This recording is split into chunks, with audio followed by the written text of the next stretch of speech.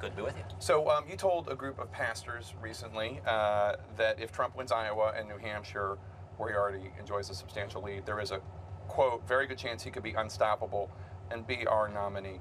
Are you the firewall? Are you the one that can stop Trump from being the nominee? Look, I'll leave political punditry to other folks. This is your punditry. What I can tell you is that we are competing hard here on the ground in Iowa. We're competing hard on the ground in New Hampshire, in South Carolina, and Nevada. And we're running a national campaign. We've got an incredible team all across Super Tuesday, across the SEC states. And so you don't have to win here necessarily? No, absolutely. We don't view any state as a must-win. I think we're positioned to do very well in Iowa. I think we've worked very hard. You know, the grassroots team we've got is unbelievable. It is second to none. We've got 200,000 volunteers nationwide. We've got 12,000 volunteers on the ground here in Iowa.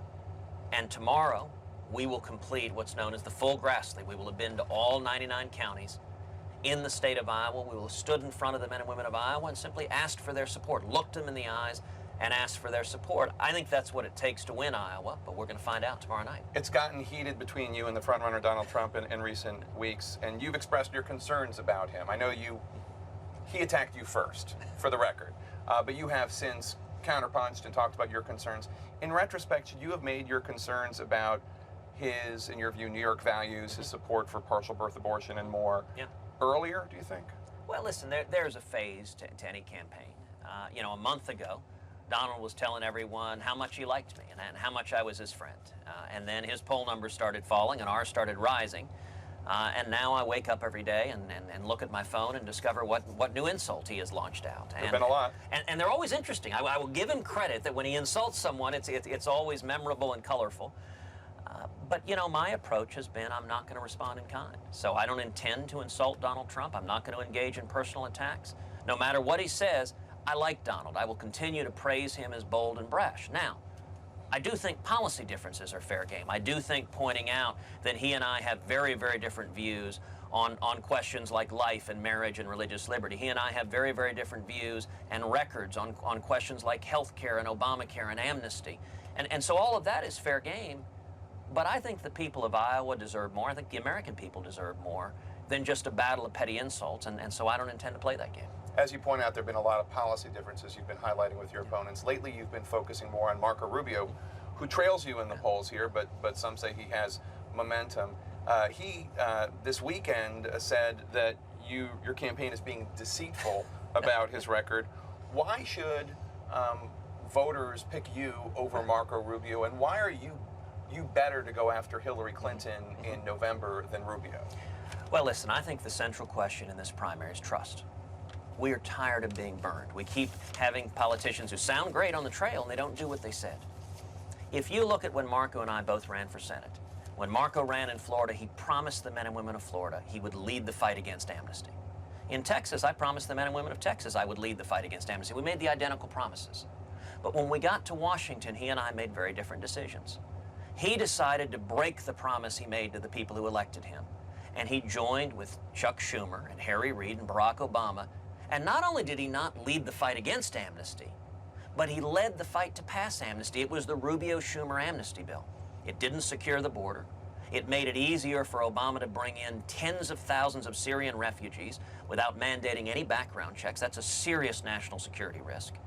And it granted amnesty to 12 million people here illegally. Now, I made a very different decision. I chose to stand with Jeff Sessions and Steve King and millions of conservatives across the country against amnesty. We led the fight against it, and we defeated it in Congress. Now, if you're asking, who can I trust to do what he said?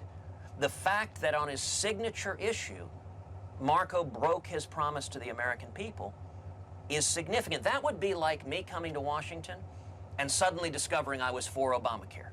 That would be commensurate with what Marco did. And so a vote for Marco is a vote for amnesty. And I'll tell you this, if we nominate a candidate who supports amnesty, who has the same position on amnesty as Hillary Clinton, we will lose the same millions of Reagan Democrats, of steel workers and auto workers and truck drivers and electricians who stayed home in 2008 and 12.